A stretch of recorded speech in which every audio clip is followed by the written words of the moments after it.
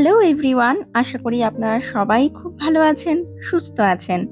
প্রবাসের ঠিকানায় নতুন আরও একটা ব্লগের জমজমাটি গল্প আড্ডায় আপনাদের সবাইকে অনেক অনেক স্বাগত।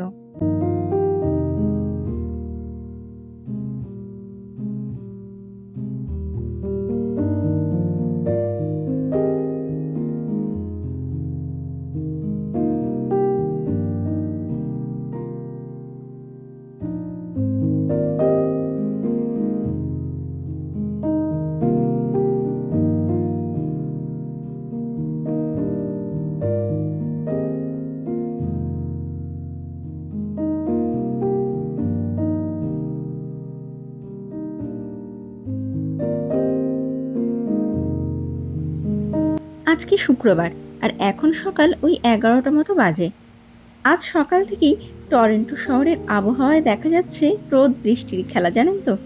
একটু আগেও কি প্রচন্ড রকমের রোদ দেখা যাচ্ছিল চারপাশটাতে, আর এখন দেখুন কিরকম ঝমঝমিয়ে বৃষ্টি নেমেছে। এত জোরে বৃষ্টি পড়ছে, মনে হচ্ছে যেন এই ক্যানাডাতে হঠাৎ করেই বর্ষাকাল নেমে পড়েছে।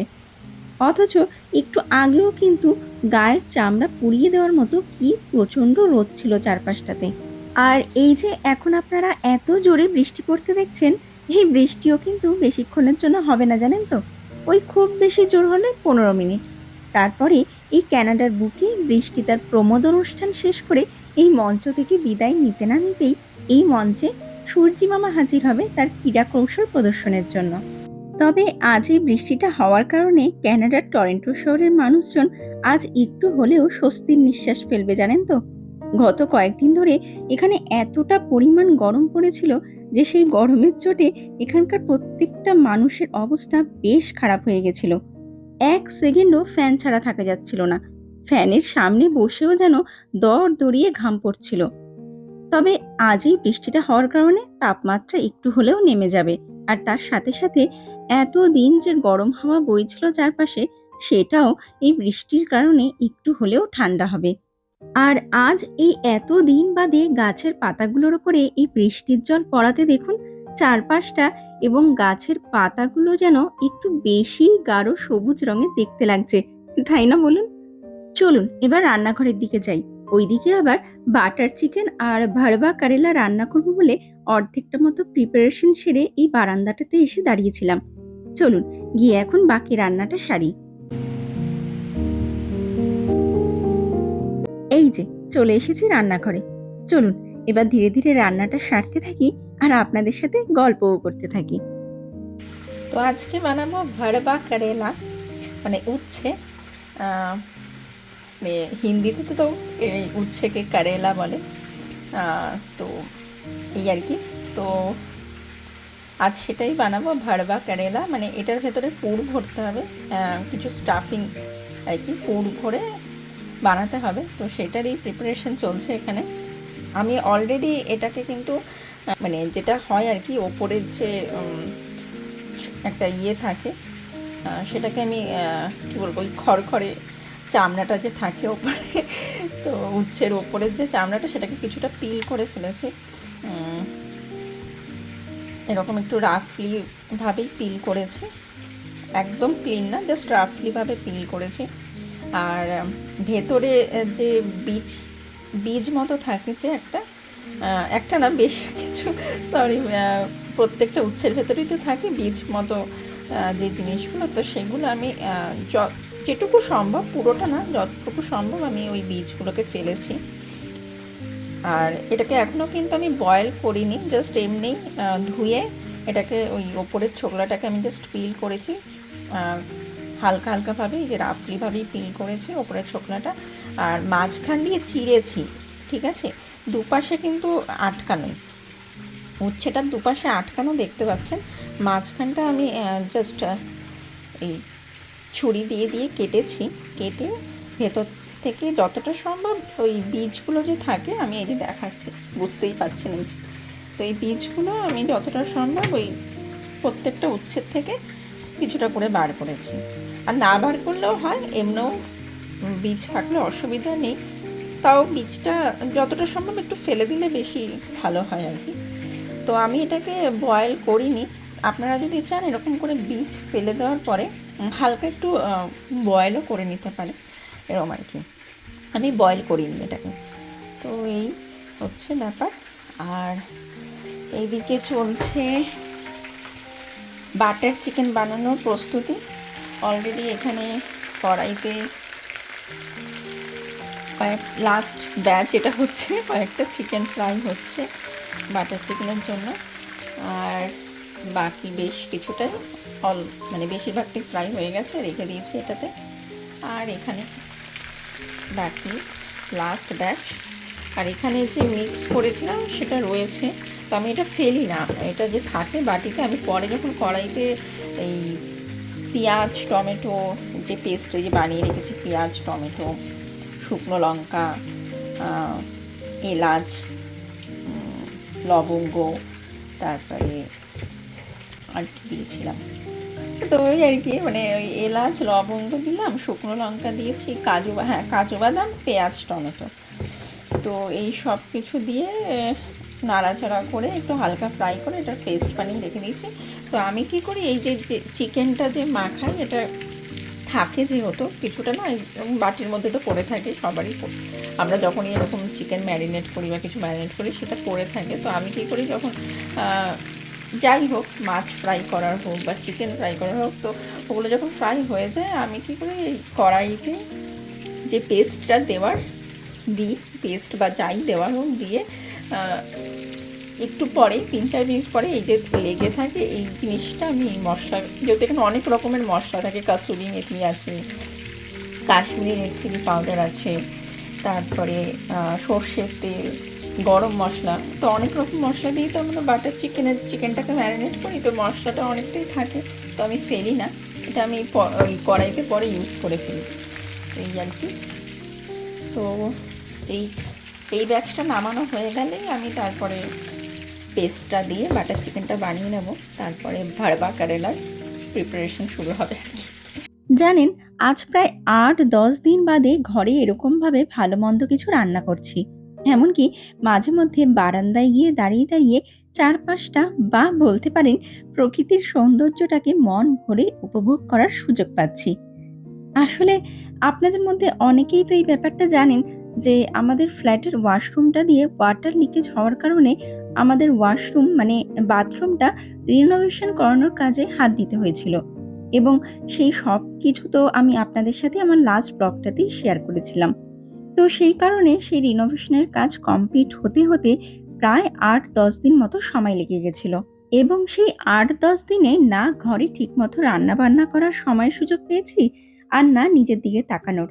ঘরের অবস্থা তখন এতটাই খারাপ ছিল যে সেই সময় প্রত্যেকটা দিন সকালে ঘুম থেকে ওঠার পর মনে হতো আজ আবার আমাকে কোনো এক পরীক্ষায় বসতে হবে।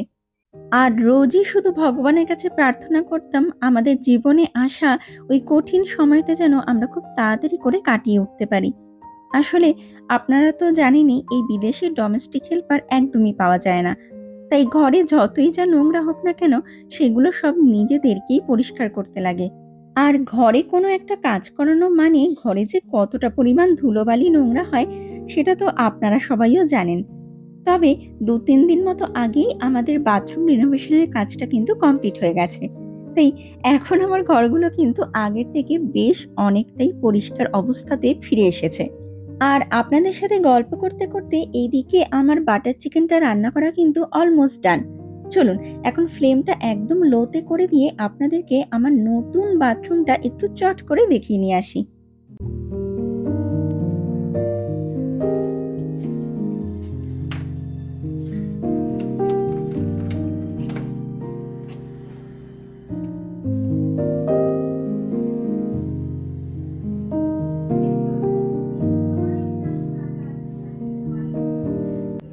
তো এই হচ্ছে আমাদের বাথরুম, এখন ফুল কমপ্লিট। প্রায় ৮-৯ দিন মতো টাইম লেগেছে পুরো কাজটা শেষ করতে। ৮-৯ দিন, হ্যাঁ, একটা রবিবারে শুরু করেছে এবং নেক্সট রবি মানে একটা রবি কমপ্লিট করে সোম মঙ্গলবার এরকম মঙ্গলবারে গিয়ে শেষ হয়েছে। এসব মতো ওই ৯-১০ দিন মতোই টাইম লেগেছে পুরো কাজটা কমপ্লিট করতে। তবে সিঙ্ক মানে বেসিন যেটা, এটা আমরা চেঞ্জ করিনি, এটা আগে এরকমই ছিল এবং এরকমই রয়েছে, এটা আমরা কিছু করিনি, এটা সেম রয়েছে। এই জায়গাটা আমরা ধরিও নি, পুরো সেম রয়েছে এই জায়গাটা। কিন্তু টয়লেটটা চেঞ্জ করা হয়েছে, আর বাথটাবটা আমাদের চেঞ্জ করতেই লেগেছে, এটা কিছু করার ছিল না, যেহেতু লিকেজটা ওই বাথটাবের যে পাইপলাইন সেখান থেকেই হচ্ছিল, তো সেই কারণে আমাদের বাথটাবের জায়গাটা পুরো চেঞ্জ করতে হয়েছে, নতুন বাথটাব, নতুন পাইপ লাইন সব করে বসাতে হয়েছে। তো এই হচ্ছে। আর এই যে টাইলসগুলো, এগুলো আমরা নতুন বসিয়েছি, আগের টাইলস সব ফেলে দেওয়া হয়েছে।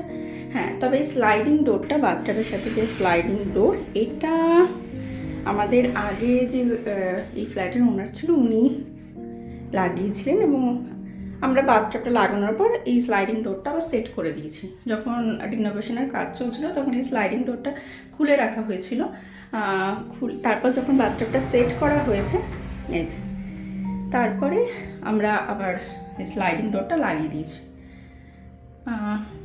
এই আর কি। আর বাকি তো বাথটাব পুরো নতুন। তো আলোর প্রবলেম হচ্ছে, যে বাথটাব টাইলস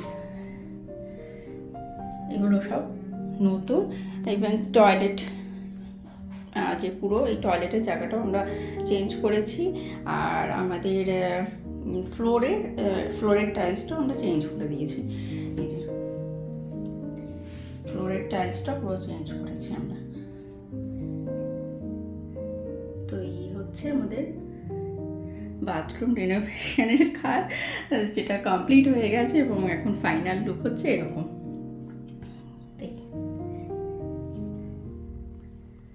আর শাওয়ার, ট্যাপ এগুলো আমাদের সব নতুনই লাগাতে হয়েছে, যেহেতু বাথটাব চেঞ্জ করা হচ্ছে সেহেতু আমরা শাওয়ার, ট্যাপ এগুলো সব নতুন লাগিয়ে নিয়েছি। আর কালারও করানো হয়েছে, দেওয়ালে, ওপরে, ছাদে সব এগুলো আমরা নতুন কালার করে নিয়েছি, যেহেতু কাজ করানোই হচ্ছিল সেহেতু একবার ভাবলাম কালার করেই নেওয়া যাক। তো দেওয়ালে, ছাদের জায়গাটা পুরো আমরা কালার করিয়েছি, মানে এক্সট্রা কাজের মধ্যে আমরা টয়লেটটা চেঞ্জ করেছি, আর ফ্লোরের টাইলসটা আমরা নতুন লাগিয়েছি। এটা হচ্ছে এক্সট্রা আমরা নিজেদের থেকে করিয়েছি। বাকি বাথটাবের জায়গাটা আমাদের চেঞ্জ করাতেই হতো, পাইপলাইন, বাথটাবের থেকে যে পাইপলাইনটা গেছে সেটাও চেঞ্জ করাতে হতো, ওটা বাধ্যতামূলক ছিল, তো ওইটা আমরা করিয়েছি। এবার তার সাথে সাথে এক্সট্রা আমরা এই টয়লেট আর তার সাথে এই ফ্লোর টাইলস, এটা আমরা এক্সট্রা কাজ করিয়েছি। আর রং, এটা আমরা এক্সট্রা কাজ করিয়েছি। আগেও সাদাই ছিল দেওয়ালের রংটা, ছাদেও তাই ছিল, তো আমরা ওই সাদাই করিয়েছি, এই আর কি। আর এই বেসিন যেটা ওয়াশরুমে, সেটা আমরা আর চেঞ্জ করিনি, এটা সেম টু সেম একই রয়েছে। তো এই, তো যাই হোক, চলুন এবার যাওয়া যাক। অনেক দিন পরে একটু রিলিফ লাগছে, গত কয়েকদিন ভীষণ কাজের প্রেশার গেছে, কাজ করতে করতে একদম অবস্থা খারাপ, ঘর নোংরা হয়েছিল কনস্ট্যান্ট। যে কয়দিন রিনোভেশনের কাজ চলেছে সে কয়দিন তো আমরা মানে আমাদের করতেই হয়েছে, কারণ এত ঘরে ধুলোবালি চলছিল, মানে 8-9 দিন মতো যে কাজ হয়েছে ঘরে, আমরা কনস্ট্যান্ট 8-9 দিন ঘর ভ্যাকিউম করা, ঘর মোছা করেছি, এবং কাজ শেষের পরেও সব কিছু আবার নতুন করে সব পরিষ্কার করেছি, ঘরে কাছাকাছি সব করেছি, করতে করতে অবস্থা খারাপ। তো এই আর কি। তো চলুন এবার যাওয়া যাক রান্নাঘরে, বাকি কথা ওখানে গিয়ে হবে, চলুন। তো বাটার চিকেন এদিকে রেডি, বাটার চিকেন হয়ে গেছে। তো এই হচ্ছে বাটার চিকেন।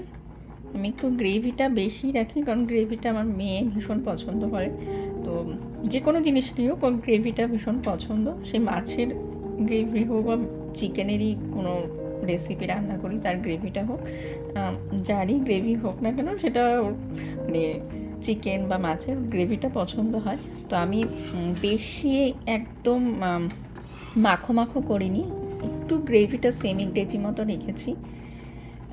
যেহেতু ও পছন্দ করে। তো যে কোনো কিছুই আমি রান্না করি না কেন এর জন্য আমি গ্রেভিটা একটু বেশি রাখি, বেশি টাইট গ্রেভি বানাই না। তাহলে ও খেতে চায় না আর কি, ওর পছন্দ একটু গ্রেভিটা খাওয়া। তো যাই হোক, এই কারণে আমি একটু সেমি গ্রেভি মতো রেখেছি। তো এই হচ্ছে বাটার চিকেন রেডি এদিকে। তো এখন আমি যেটা করব, এখন আর একটা কড়াই বসিয়েছি। তো এই কড়াইতে আমি এই উচ্ছেগুলো ভাজবো। তো আপনারা যদি চান তো উচ্ছেগুলোকে হালকা করে একটু বয়েল করে নিতে পারেন। আমি বয়েল করলাম না, বয়েল না করেও ডাইরেক্ট তেলের মধ্যে দিয়ে ভেজে তুলে রাখা যায়। তো আমি সেটাই করব। এখন তেল দিয়ে এটাকে মানে যে কটা উচ্ছে আছে এগুলোকে আমি ভাজবো হালকা হালকা করে, মানে হালকা মানে একটু ডিপ ফ্রাই করবো যাতে ভেতর পর্যন্ত, কারণ একদম গোটা গোটা তো মাঝখান দিয়ে শুধু একটুখানি চিড়ে চিড়ে দিয়েছি। তো এটা ভালো করে একটু ফ্রাই করতে হবে, হালকাও করা যাবে না আবার বেশি ডিপ ফ্রাই না, মোটামুটি যাতে উচ্ছেটা ঠিকঠাকভাবে কুক হয় সেইভাবেই রান্না করতে হবে। আর এদিকে আমি বসিয়েছি আলু সেদ্ধ, কারণ আমি যে স্টাফিংটা বানাবো উচ্ছের ভেতরে দেওয়ার জন্য তার মধ্যে আমি আলুটা দেব। যদিও যে যেরকম সবজি দিতে চায় দিতে পারে, আলু চাইলে দিতে পারে, নাও দিতে পারে, সেটা যে বানাবে তার উপরে ডিপেন্ড করে। তো আমি আলু দিই, ক্যাপসিকাম দিই, টমেটো দিই, তো এরকমভাবে বানাই। পেঁয়াজ তো দিই, আদা রসুনও দিই, তো যে যেরকমভাবে বানায়। তো অনেকে আলু বা ক্যাপসিকাম এগুলো দেয় না, আমি দিই আলু, ক্যাপসিকাম, টমেটো এগুলো অ্যাড করি। তো এই আর কি, অনেকে শুধু পেঁয়াজ আর আদা রসুন দিয়েও বানায়, সেভাবে বানালেও হয়। তো যাই হোক, সেই কারণে আমি আলু সেদ্ধ বসিয়েছি। যদি এত আলু দেবো না, 2-3টে আলু স্টাফিংয়ের জন্য নেব, 2-3 টুকরো আলু আর কি, টুকরো তাও, গোটা গোটা তিনটে গোটা আলু দেবো না, 2-3 টুকরোর মতো নেব স্টাফিংয়ের জন্য। আর বাকিটা বয়েল করা থাকলো, আমি অন্য কোনো কাজে অন্য সময় লাগিয়ে দেবো আর কি। বয়েল করতে দিয়েছিলাম এই কারণে একসাথে অনেকগুলো আলু দিয়ে দিয়েছি যাতে নেক্সট কোনো সময় রান্নার দরকার পড়লে আমি ইউজ করতে পারি। সেদ্ধ আলু থাকলে ইজিলি রান্না হয়ে যায় অনেক কিছুই, তরকারি হোক, আলুর তরকারি বা যদি একটু মাংসের ঝোলে বা অন্য কিছু রান্না করি সেই ঝোলগুলোতেও টুক করে দিয়ে দেওয়া যায়। তো যাই হোক, চলুন, কড়াই এদিকে মোটামুটি গরম, আমি বসিয়ে দিয়েছি। এখন আমি এই উচ্ছেগুলোকে ভেজে নিই, যেরকম বললাম যাতে কুক হয় সেরকমভাবেই ভাজবো, কারণ এরপরে এই উচ্ছেগুলো আমি তুলে রেখে দেবো। তো ভালো মতো ফ্রাই করে নিতে হবে যাতে কুক হয়ে যায়, কারণ তারপরে আমি স্টাফিংটা রেডি করে শুধু স্টাফিংগুলো ভরে দেবো ওর মধ্যে, এই আর কি। তো চলুন শুরু করি। জানেন, এই বাথরুম রিনোভেশনের কাজটা করানোর জন্য আমরা 3 জন কন্ট্রাক্টরকে ডেকেছিলাম এবং তাদের সাথে কথা বলেছিলাম যে তারা এই কাজটা করার জন্য কত কি টাকা পয়সা নেবে এবং কতদিনের মধ্যে তারা এই কাজটা কমপ্লিট করতে পারবে। তো 3 জনের মধ্যে একজন চেয়েছিল $10,000, মানে দেশের টাকায় প্রায় ধরুন 6,33,000 টাকার মতো। আর আরেকজন চেয়েছিল $9,000, মানে দেশের টাকার ধরুন প্রায় ওই 5,70,000 টাকার মতো। আর অন্য একজন চেয়েছিল $3,500, মানে দেশের টাকার ধরুন প্রায় ওই 2,22,000 টাকার মতো। আশা করি আমার থেকে এই কথাটা শোনার পর এখন আপনারা সবাই ভালো মতন বুঝতে পেরে গেছেন যে এই ক্যানাডাতে ঘরের কোনো কিছু খারাপ হয়ে গেলে পরে আমাদের যদি একটা কন্ট্রাক্টর বা হ্যান্ডিম্যানকে ডাকতে লাগে তাহলে কতটা পরিমাণ টাকা পকেট থেকে বার করতে লাগে, রীতিমতো মাথায় হাত পড়ে যাওয়ার মতো অবস্থা হয়ে যায়। তবে হ্যাঁ, যেরকমটা আমি আপনাদেরকে একটু আগে বললাম যে এরকম কোনো রিনোভেশন টাইপ কাজ করানো, মানে যেটাতে সময় এবং পারিশ্রমিক বেশি লাগে, সেই সমস্ত কাজগুলোতে বা সেক্ষেত্রে কিন্তু 2-4 জন কন্ট্রাক্টর বা হ্যান্ডিম্যান ডেকে তাদের লেবার চার্জ ভেরিফাই করে নিয়ে তারপর এইসব কাজগুলোর কন্ট্রাক্ট তাদের হাতে তুলে দেওয়া ভালো। সেক্ষেত্রে দেখা যায় কিছুটা হলেও সেভিংস করা সম্ভব হয়। যেমন আমরাও 3 জনের মধ্যে যিনি $3,500 লেবার কস্ট চার্জ করেছিল আমাদের থেকে, আমরা কিন্তু শেষ পর্যন্ত তাকে দিয়েই বাথরুম রিনোভেশনের কাজটা করিয়েছিলাম। তবে হ্যাঁ, যিনি $3,500 চেয়েছিলেন সেটা কিন্তু অনলি তার লেবার কস্ট ছিল।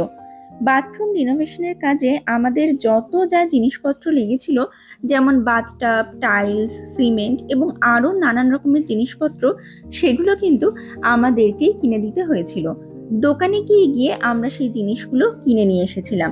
তবে শেষ পর্যন্ত কিন্তু দেখা গেছে যে তাতেও কিন্তু আমাদের বেশ কিছুটা লাভই হয়েছে। কারণ জিনিসপত্র যা লেগেছে তাতে আমাদের টোটাল খরচা হয়েছে ওই $2,500 মতো। মানে দেশের টাকার ধরুন প্রায় ওই 1,58,000 টাকার মতো। অর্থাৎ লেবার কস্ট এবং জিনিসপত্র কেনাকাটা করা সব মিলিয়ে এই বাথরুম রিনোভেশনের কাজে আমাদের টোটাল খরচা হয়েছে প্রায় ওই $6,000 মতো। মানে দেশের টাকার প্রায় ওই 3,80,000 টাকার মতো। যেখানে অন্য দুজন কন্ট্রাক্টর আমাদের থেকে কিন্তু 9,000 এবং $10,000 মানে ওই 5.5 লাখ 6 লাখ টাকার মতো চার্জ করেছিল। তবে ওদের ওই টাকার মধ্যে অবশ্য আমাদের এই রিনোভেশনের কাজে যত যা জিনিসপত্র লাগতো সেই সব কিছু ইনক্লুডেড ছিল। কিন্তু তাও আমাদের মনে হয়েছে যিনি আমাদের থেকে $3,500 লেবার কস্ট চেয়েছিল তাকে দিয়েই কাজ করালে আমাদের বেশ কিছুটা টাকা সেভ হবে। হ্যাঁ, এটা ঠিক যে জিনিসপত্রগুলো কেনাকাটা করতে গিয়ে আমাদের 2-3 দিন মতো দোকানে ছুটতে হয়েছে। কিন্তু শেষ পর্যন্ত দেখা গেছে যে তাতে আমাদের একটু কষ্ট হলেও লাভ কিন্তু বেশ অনেকটাই হয়েছে। তবে এইসব ঝামেলার মধ্যেও ভালো একটা ব্যাপার কি হয়েছে জানেন তো? এই ঝামেলাগুলো আমার মেয়ের স্কুলের এই গরমের ছুটিটার মধ্যেই হয়েছে এবং এই ছুটিটার মধ্যেই সবকিছু মিটে গেছে। যদি ওর স্কুল খোলা থাকতো তাহলে তো আরো বেশি ঝামেলার মধ্যে পড়ে যেতাম। কারণ আমাদের ঘরের বাথরুমটা তো আমরা 5-6 দিন মতো ব্যবহারই করতে পারিনি। রিনোভেশনের কাজটা চলাকালীন গত বেশ কয়েকটা দিন তো আমরা স্নান করতে চলে যেতাম আমার হাজবেন্ডের এক বন্ধুর বাড়িতে। আর সেই গল্প তো আমি আপনাদেরকে আমার লাস্ট ব্লগটাতেই শুনিয়েছিলাম। সে যে কি এক অবস্থা আর কি এক ঝামেলার মধ্যে দিয়ে গত কয়েকটা দিন কাটিয়েছি সেসব কি আর বলবো আপনাদের। যাই হোক, ছাড়ুন সেসব কথা। লাস্ট কয়েকটা দিন আমাদের যা কষ্ট হয়েছে সেসব কথা এখন আর মনে করতে চাই না। বরং চলুন এই ভারবা কারেলা মানে উচ্ছেটা কিভাবে রান্না করছি সেটা বরং চলুন এখন আপনাদেরকে বলি। তো যেরকমটা আপনারা একটু আগেই দেখেছেন যে আমি উচ্ছেগুলোকে অল্প তেলে নুন হলুদ দিয়ে ভেজে অলরেডি সেগুলোকে আলাদা একটা বাটিতে তুলে রেখে দিয়েছি। তারপর সেই সেম কড়াইতেই আরো অল্প একটু তেল অ্যাড করে তার মধ্যে ফোড়ন দিয়েছিলাম অল্প একটু গোটা জিরে, গোটা ধনে, গোটা মেথি, অল্প একটু কালো জিরে, অল্প একটু মৌরি আর অল্প একটু জোয়ান। তারপর কড়াইয়ের মধ্যে দিয়ে দিয়েছিলাম কেটে রাখা দুটো মিডিয়াম সাইজের পেঁয়াজ। আর পেঁয়াজটা একটু ভাজা ভাজা মতো হয়ে যাওয়ার পর তার মধ্যে অ্যাড করে দিয়েছিলাম 1 চামচ আদা রসুনের পেস্ট। আদা রসুনের কাঁচা গন্ধটা চলে যাওয়ার পর কড়াইয়ের মধ্যে দিয়ে দিয়েছিলাম 3-4টে মতো কুচনো কাঁচা লঙ্কা, ছোট ছোট করে কেটে রাখা একটা ক্যাপসিকাম, অল্প কয়েক টুকরো সেদ্ধ আলু আর অর্ধেকটা মতো টমেটো। আর এই সমস্ত সবজিগুলো একটু ভাজা ভাজা মতো হয়ে যাওয়ার পর অ্যাড করে দিয়েছিলাম স্বাদ মতো নুন আর হলুদ গুঁড়ো। আর এখন আমি এর মধ্যে অ্যাড করব আরো কিছু মশলা, যেমন জিরে গুঁড়ো, ধনে গুঁড়ো, কাশ্মীরি রেড চিলি পাউডার, গুঁড়ো গরম মশলা, অল্প একটু গোলমরিচের গুঁড়ো আর 2 চামচ মতো আনারদানা পাউডার। আনারদানা পাউডারটা দিতে কিন্তু একদমই ভুলবেন না। আপনাদের ঘরে যদি আনারদানা পাউডারটা না থাকে সেক্ষেত্রে কিন্তু আপনারা চাট মশলা বা আমচুর পাউডারের ব্যবহারও করতে পারেন। ব্যাস, এরপর এই সমস্ত মশলাগুলোকে সবজিগুলোর সাথে একটু ভালো মতো কষিয়ে নেব। তারপর এর মধ্যে অ্যাড করব অল্প একটু গুড়। আপনাদের ঘরে যদি গুড় না থাকে সেক্ষেত্রে কিন্তু অল্প একটু চিনির ব্যবহারও করতে পারেন। জানেন, আমি এবং আমার হাজবেন্ড আমরা দুজনেই উচ্ছে খেতে পছন্দ করি, কিন্তু আমার মেয়েকে 2 বছর আগেও কিছুতেই এই সবজিটা খাওয়াতে পারতাম না। ওর প্লেটে এই সবজিটা রাখলেই ও সেটা তুলে আবার আমার প্লেটটাতে দিয়ে দিত। আর তার কারণ হচ্ছে একটাই, আর সেটা হচ্ছে সবজিটার তিক্ত স্বাদ। আর এই একটা কারণেই হয়তো অনেক বাচ্চারাই এই সবজিটাকে মুখেও নিতে চায় না। কিন্তু আমার টার্গেট ছিল যেভাবেই হোক আমি আমার মেয়েকে এই সবজিটা একটু হলেও খাওয়াবো। আর তারপর থেকে আমার ঘরে উচ্ছে আসলে নয় আমি সেগুলোকে মিষ্টি আলুর সাথে ভাজি আর নয়তো মিষ্টি কুমড়োর সাথে ভাজি। আর হাতে যদি একটু বেশি সময় থাকে তাহলে উচ্ছে দিয়ে বানিয়ে ফেলি আজকের এই রেসিপিটা, মানে ভরবা কারেলা, যেটা আমার মেয়ে কিন্তু বেশ আনন্দের সাথে খেয়ে নেয়। আর এই যে আমি এখানে কয়েক টুকরো গুড় অ্যাড করে দিয়েছি। আপনারা বুঝতে পারছেন কিনা জানি না, ক্যামেরাটা তো বেশ একটু জুম করেই আপনাদেরকে দেখালাম, হয়তো আপনারা কিছুটা বুঝতে পেরেছেন।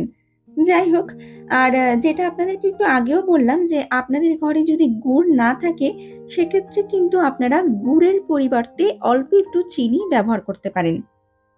এইদিকে এই রান্নাটা কিন্তু অলমোস্ট ডান।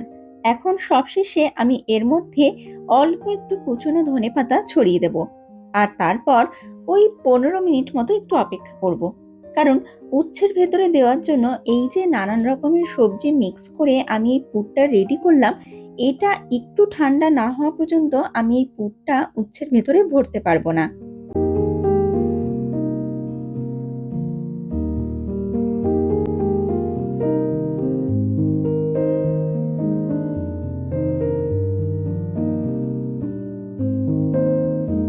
উচ্ছের ভেতরে ভরার জন্য যে পুরটা রেডি করেছিলাম সেটা কিন্তু এখন বেশ একটু ঠান্ডা হয়ে গেছে। চলুন এখন ধীরে ধীরে এক একটা উচ্ছের ভেতরে পুরটা ভরতে থাকি।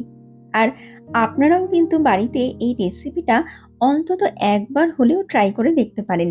যারা উচ্ছে খেতে পছন্দ করেন না, আই এম শিওর তাদের সামনে এরকম একটা কিছু বানিয়ে রাখলে তারাও কিন্তু আনন্দের সাথে উচ্ছেটা খেয়ে নেবেন। যাই হোক, চলুন আজকের এই ব্লগটা আমি তাহলে এইটুকুই রাখলাম। দুপুর প্রায় 2:30 মতো বাজতে যায়, এরপর আমরাও খেতে বসে পড়ব। তাই আজকের এই ব্লগটা আমি এখানেই শেষ করছি। আর হ্যাঁ, আমার আজকের এই ব্লগটা আপনাদের কেমন লাগলো যদি সম্ভব হয় তাহলে সেটা কিন্তু আপনারা আমাকে একটা কমেন্ট করে অবশ্যই জানাবেন। ব্লগটা যদি ভালো লেগে থাকে তাহলে একটা লাইক করে দেবেন, শেয়ার করবেন এবং চ্যানেলটাকে সাবস্ক্রাইব করে আমার পাশে থাকার ছোট্ট একটা অনুরোধ করে রাখলাম। তাহলে চলুন আজকের এই ব্লগটাকে এখানেই শেষ করা যাক। দেখা হবে খুব তাড়াতাড়ি নতুন আরো একটা ব্লগে। ততক্ষণ পর্যন্ত আপনারা সবাই খুব খুব ভালো থাকবেন, সুস্থ থাকবেন। Keep smiling and keep making lots of wonderful memories. Bye bye.